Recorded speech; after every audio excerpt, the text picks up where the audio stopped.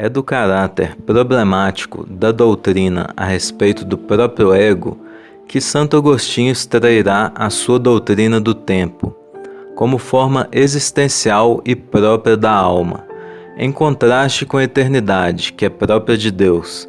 E esta forma de Deus, Boécio definia como a posse plena e simultânea de todos os seus momentos.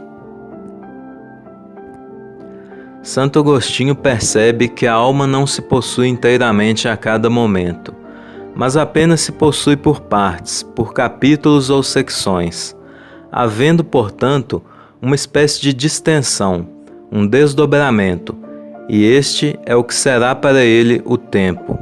Então, podemos afirmar com Santo Agostinho que o tempo é a forma existencial da alma, enquanto a eternidade é a forma própria de Deus. Daí ele tirará ainda outras conclusões, sobretudo em relação à filosofia da história. Ele é o primeiro filósofo a se ocupar do sentido da existência histórica humana tomada como um todo. Mas colocando para si essa questão, ele não a resolve no mesmo sentido da síntese de Hegel, abrangendo todo o trajeto da história. Santo Agostinho não tem a pretensão de fazer isso, porque ele sabe que o sentido de um ente é aquilo que, por definição, está colocado para além deste ente, pelo menos tomado na sua condição existencial imediata. No seguinte sentido: se um sujeito escreve um livro, onde está o sentido deste livro? O sentido só se perfaz quando alguém lê o livro, ou seja, o sentido não está propriamente no livro. Ele é uma matriz que permite a revelação do sentido quando é lido.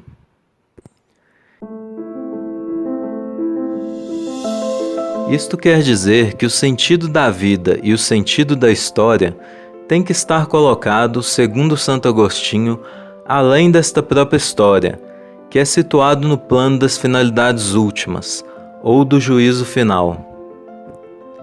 Ainda neste sentido, ele fará uma observação central, que depois será esquecida por todas as filosofias da história, do tipo das filosofias de Hegel, Auguste Comte, Karl Marx, etc., que é o sentido da história enquanto sentido pessoal. Nenhum ser humano vive para assistir à história inteira. A todo momento, os seres humanos estão saindo do campo histórico para penetrar no campo da eternidade. Isto quer dizer que se a história tivesse um sentido de conjunto, que só pode ser realizado no tempo, seria o mesmo dizer que a história só tem sentido para aqueles que vieram depois. E este é o problema principal com Hegel. Ele é o primeiro e último a perceber o sentido global da história.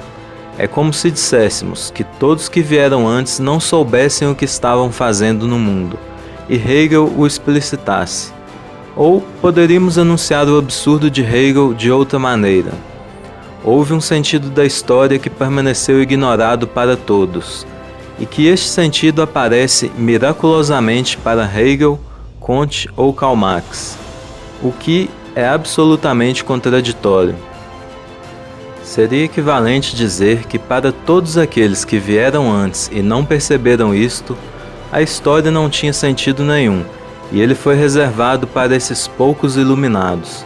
Mas acontece que eles não saíram da história, ainda estavam por óbvio dentro dela, e sendo assim pode surgir um outro, que para ele, esses filósofos também não sabiam o sentido da história, porque agora quem sabe é ele, e assim por diante. Todo esse modo de proceder, sem os fundamentos primeiros, leva a uma espécie de aborto filosófico. O filósofo que comete esses equívocos, assim os faz porque, ao raciocinar sobre história, ele faz abstração de suas próprias condições existenciais.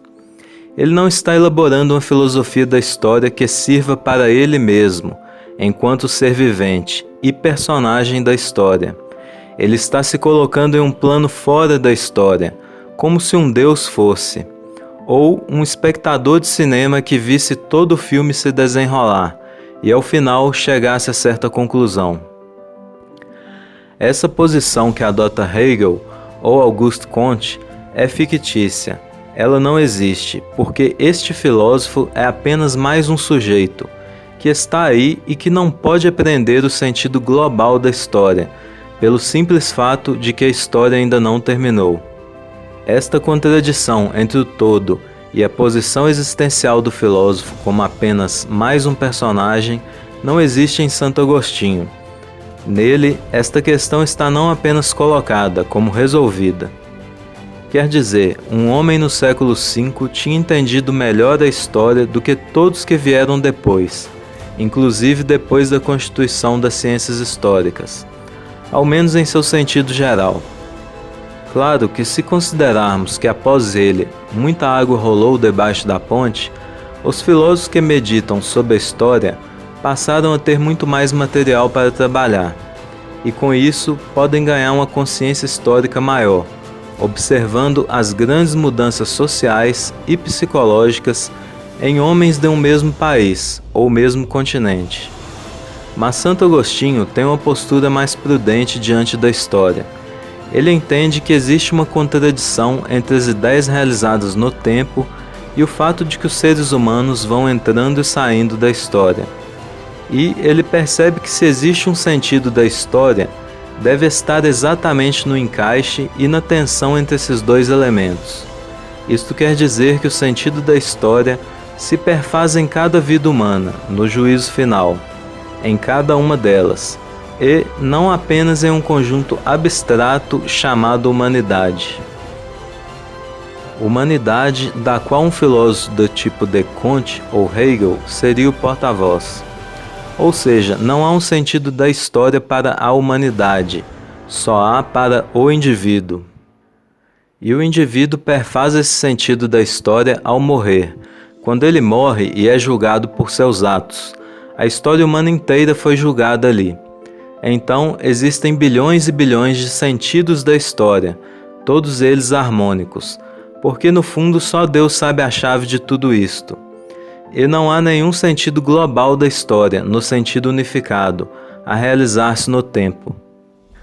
O sentido da história se realiza acima da história, que nós podemos chamar meta-história ou eternidade.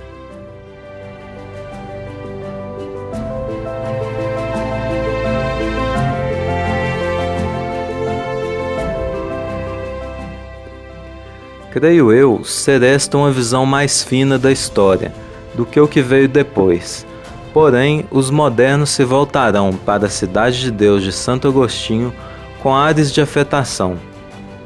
Mas Santo Agostinho sabe que o fluxo de acontecimentos tomado em si mesmo não tem e não pode ter sentido algum, porque o sentido de cada ente está para além dele, e o sentido da história também está para além da história.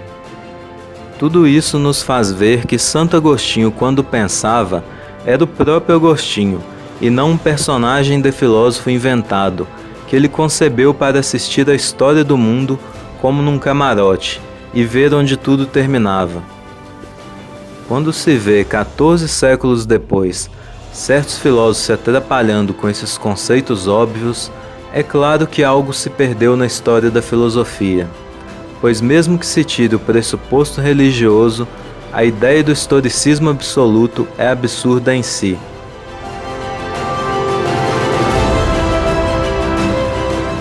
A filosofia da história, se quer dizer algo sobre a história, tem que passar para um outro plano, que já não é mais o da história, mas o da eternidade.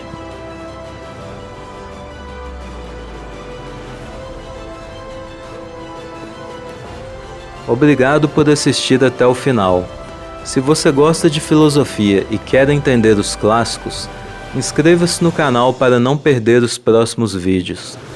Fiquem todos com Deus e até a próxima.